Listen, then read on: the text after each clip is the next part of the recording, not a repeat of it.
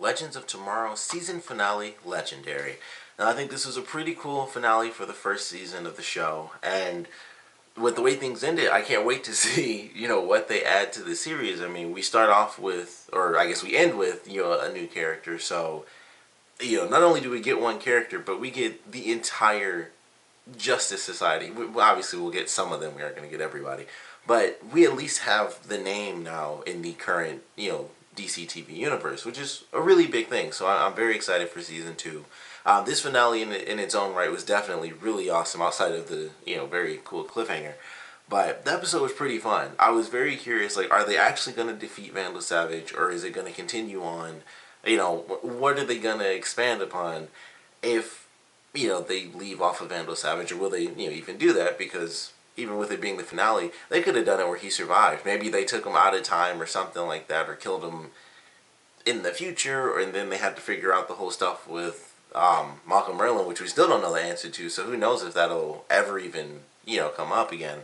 But the way everything played out, I thought was actually pretty cool. They go back to some of the older episodes where it's like, all right, we have to go to, I believe it was the 60s when he was like selling the missile and stuff, and then they go back to the 50s as well, and then he's in 2016, so they have to stop him at all 3 points when he's activating the comet to basically wipe out everything and send himself back through time so he can start it all over again.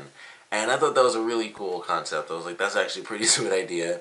We have the whole team working together to take things out.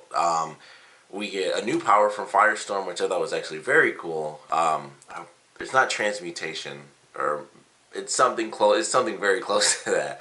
But that was really awesome. I thought it was very cool that it was like that. Because when he like disintegrated the gun, I was like, okay, he just disintegrated it. That was nothing. But then he was like, oh, it's this thing. And I was like, okay, that's way different than, oh, he just, heated it up to a certain level and like just toasted the whole thing. So they turned the rock into water, which I thought was really cool. And it just opens up a lot of interesting possibilities, which they might not utilize it too much. But I'm excited to see where they take that power. Because I never even considered the fact that they might add new abilities to the characters. So that was a nice little surprise, something that they're gonna, they introduced it in the finale, so they'll give us a nice little clue as to, where they could take it in season 2. So I'm looking forward to that for sure. But the team all bands together, and the opening was very interesting because Rip pulled a pretty dick move where he was like, I'm leaving you guys here, and I'm gonna take off. I'm gonna try to find Vandal Savage, and he has like the hologram. He's like, well, I'm out of here, and he takes off because basically he kind of gave up on the whole mission. It was just like, it's done. And so he took off because it was like, there's no more reason, basically to have you guys around. And it was kind of crazy. It was a crazy opening. He just took off and left them. It's like, we don't know where he is, so there's no point in bringing you guys along for the ride. And then Sarah finally finds out about her sister, which I completely forgot about until she walked into the cave, and I was instantly like, crap, I forgot this hasn't happened already. So that was a sad moment for her character, and then of course she goes to the grave and everything, and she makes the decision to continue on this mission to, like, travel throughout time. So it's very interesting. It was a sad moment for her character, but we all knew that it would have to happen eventually, and she tries to get Rip to send her back in time to save Sarah, and we find out that if she had actually stayed in the timeline, somehow, not only would have Laurel died, but Sarah would have died, and her dad would have died too. So, I guess lesser evils sort of thing. So that really sucks, and obviously we knew that was going to happen, because it was like that would basically erase everything that just happened in like the past 5 episodes, or like 3 or 4 episodes of Arrow. So of course they aren't going to end up doing that. But it was cool. It made sense. The explanation he gave is like, basically you all would have died if you had stayed, and the outcome would have been worse. He says it would have been the same, but it really would have been worse. So, it sucks that that's just the way it played out, but she learns the truth when she finally gets back. Jax made a great point where it's like, oh, my mom thought I just vanished, for 5 months, which I kind of wish we got a scene of that where he went back home, because the way they kind of did it was like everyone went home. They were at least gone for like a full day, if not more, because the way they had it with Stein and his wife, it was like they spent a week and they reconciled and everything, because he took off for 5 months as well. And I'm sure she assumed that it was something like crazy supernatural based, but she didn't know that. And there's just a lot going on there where it's like everyone came back, and they had the scene where Mick was doing like a heist. So I'm assuming that was like a couple. That had to have been like a couple of days. He wasn't there, and then he set up a heist by the end of the night. So they were there for a couple of days, and I kind of wish we got to see, what happened with Jax, because that would be a huge deal if, he returned home and it was like his mom was like super insanely freaked out, and it also would have been really cool. It kind of sucks they didn't do this, but it would have been awesome if they did do a scene where he went back home to like apologize and stuff, and his dad was still alive. That would have been really awesome, but unfortunately that didn't happen.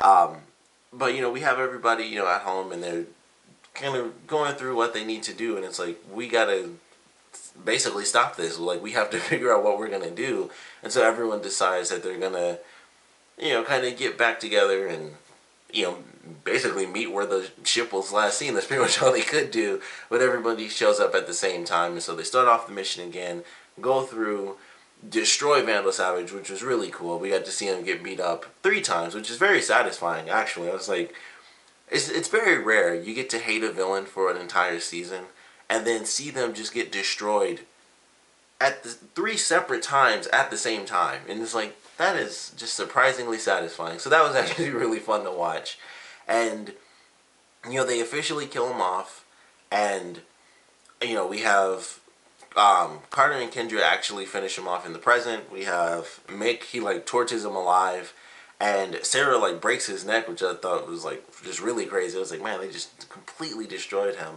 So it was fun to watch that happen. They finally take him out. They destroy the first 2 comets. We get to see Ray use a shrink ray, so we get to see a new, I guess technically in a sense it's a new power from him as well.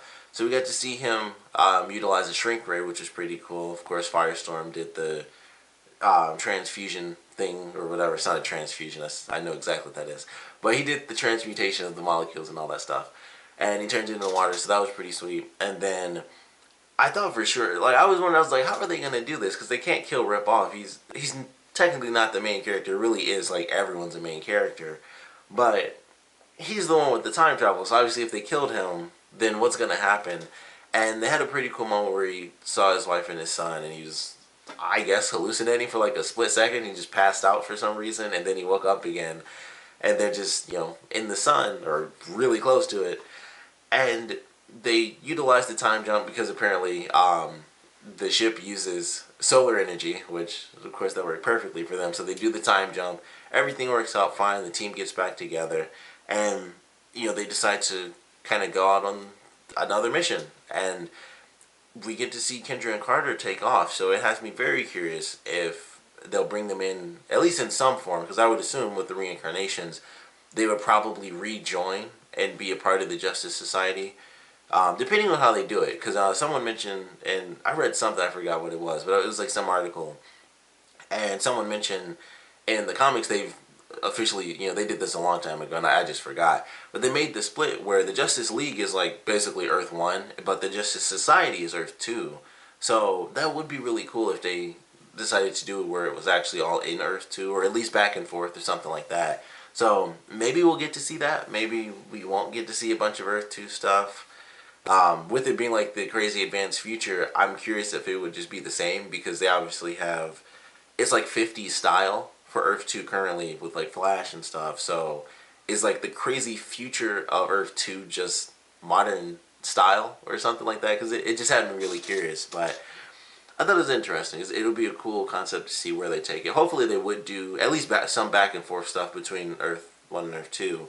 And if that were the case, then that would mean that the Wave Rider could jump through dimensions as well, which kind of makes sense. I mean, they probably utilize certain technology, and they'd have that ability. It just makes sense to me. But we'll kind of have to see where that goes. But I love the ending for sure. It was a great way to end off a really cool first season. We lost technically 2 characters at the end of it, where they decide to take off and live out their lives because they don't have to run from Vandal Savage anymore, which made sense to me. I was like, that kind of makes a lot of sense. They could literally have just whatever lives they want to have, and there's no more Vandal Savage, none of that crap. They'll get reincarnated, and he's just gone, and that's all there is to it. So, I definitely understood when they took off. I was like, yeah, there's, I'd still want to travel through time. Personally, myself, I feel like I'd still want to see the future and jump throughout all the time and just have an adventure. But it made a lot of sense. Them taking off. I was like, yeah, I definitely understand that.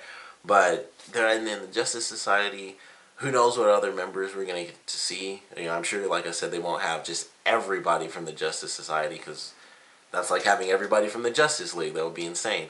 But we're gonna get some new characters, and we're gonna get some characters from the future. We might get more characters that are kind of set in the past and stuff. We might get to see Jonah Hex come back into play a little bit because I mentioned before they didn't do any of the supernatural stuff that his character's somewhat known for. I guess I really don't know that much about Jonah Hex. I just saw that really crappy movie that came out years ago, and he was like bringing people back from the dead if he touches someone.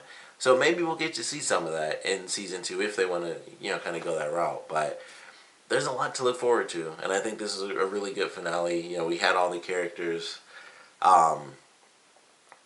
make the decision to take off again, and we had a really good scene where Rory goes to see Snart in 2013. So I thought that was actually a pretty cool scene that they had as well. But I'm looking forward to who they're adding in the next season. I was thinking like maybe they would do Golden Glider because they lost Captain Cold and obviously her brother's gone. So it's like, well, who else does she have? So maybe they will at least consider that. I mean, we got people coming from the future now, so who knows if they'll even have time to consider adding people to the group. But maybe they could do that. I still want Constantine on the team. I think like a lot of people do because they obviously canceled the show. I want Constantine on there so bad, and I don't know if there's been any news as of late because I haven't looked anything up. But I would lose my mind if Constantine officially joined the Legend of Tomorrow. But we'll have to wait and see who they add to the show. We already got his superhero name is like Our Man, I believe. I already forgot. His name was like something Rex. I forgot what his full name was. But I'm looking forward to season 2, but of course, I definitely want to know what you guys thought about this finale, so please comment below, let me know your favorite parts, your least favorite parts, and of course, with, a great, crazy cliffhanger, which, they have Legends of Tomorrow, Arrow, Flash, and officially now Supergirl, since it's moving to the CW. We have 4 shows all wrapped up in this universe. We technically have 3 Earths, because we have Earth 1 for Flash and Arrow, we have Earth 2 within Flash, and Supergirl is technically a whole new Earth. And I said that before, but for anyone who may not have seen that crossover, it just doesn't care about Supergirl. When Flash went to Supergirl, he was in a whole different Earth. It wasn't Earth 2. So they have 3 Earths already. And now they're introducing the Justice Society, which it would be cool if they did Earth 3 with that. And that would be a nice way, if they wanted to utilize Supergirl a little bit more. That would be a cool way to do that as well. Because we have a lot of Earth 2. Maybe kind of expand on what's happening in Earth 3 outside of, Supergirl. So maybe they'll do that. They probably won't because then that'll kind of mess up what they have with Supergirl where there is no Justice Society and all this other stuff. So they probably won't end up doing that. It will be Earth 2 or just, the far future of Earth 1 or something like that. But I'm looking forward to what they're going to do with it. Of course, I definitely want to know what you guys thought about the finale and what you guys want to see now that they've introduced the Justice Society, which is basically just the early version of the Justice League. That's what it was called before it was the Justice League. And then they split them up separately in the comics to make the Justice Society and the Justice League both exist now. So, would love to know what you guys thought about that, what characters you want to see, and like I said, what you guys thought about the finale in general. So please comment below, let me know, and thanks for watching.